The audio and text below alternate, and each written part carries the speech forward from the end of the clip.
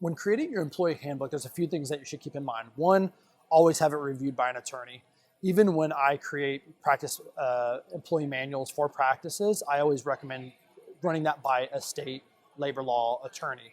Reason being is there's labor laws that constantly change from state to state. So for instance, Washington state right now requires a certain amount of sick time given to an employee over a period of time.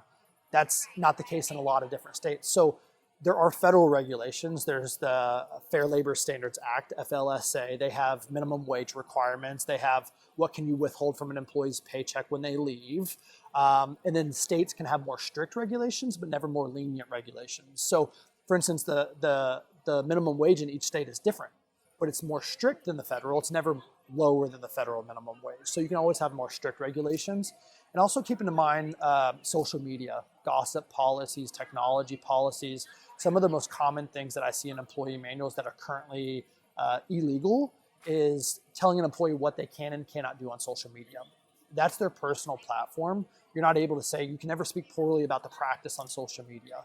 That's actually protected under the National Labor Relations Act, the NLRA. And the NLRA protects an employee's ability and right to voice concerns about a workplace. So what you want to do is coach people on, you can't speak on behalf of the organization. You cannot share confidential information about our patients or our clients, but you really want to be careful when creating your employee manual to keep in consideration all those federal regulations, and especially things that have changed over time. So even something as simple as like tattoo policies and dress codes. While there's not federal regulations with that, there are kind of some standards. People are becoming more lenient with tattoos because tattoos are becoming more and more popular. So you really want to take a look at your employee manual every year, at a minimum every 2 years.